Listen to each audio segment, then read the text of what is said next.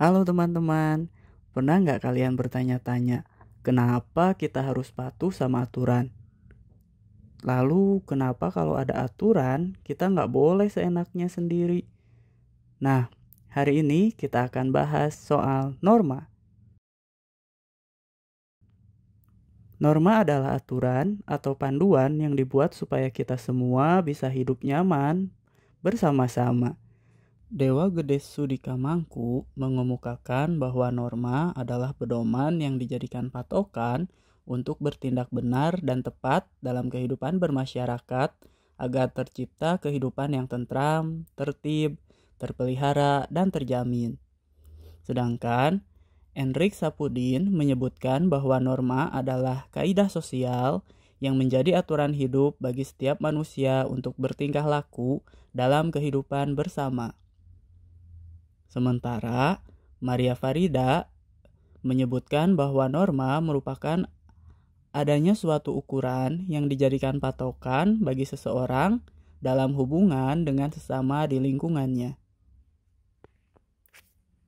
Bayangin deh, kalau semua orang bebas bertindak sesuka hati, wah, pasti jadi kacau. Jadi norma ini ada supaya kita tahu mana yang baik dan mana yang enggak. Ada beberapa jenis norma yang sering kita temui sehari-hari.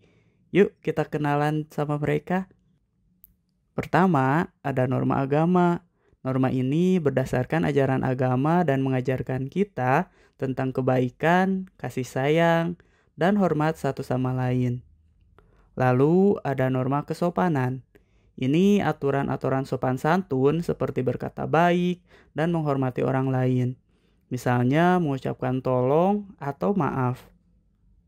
Selanjutnya ada norma hukum.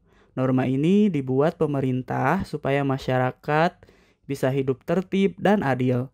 Seperti aturan lalu lintas yang harus kita patuhi saat berkendara. Dan terakhir ada norma kesusilaan. Norma ini membimbing kita untuk punya sikap yang baik dan tidak melakukan hal-hal yang merugikan orang lain. Sekarang pertanyaannya, kenapa sih kita harus patuh pada norma? Kalau nggak patuh, apa yang terjadi?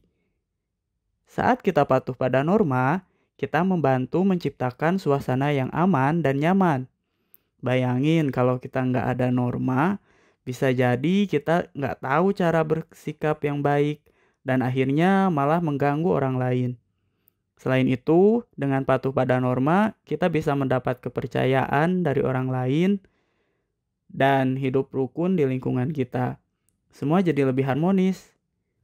Yuk kita lihat beberapa contoh sederhana pengaplikasian norma di kehidupan sehari-hari.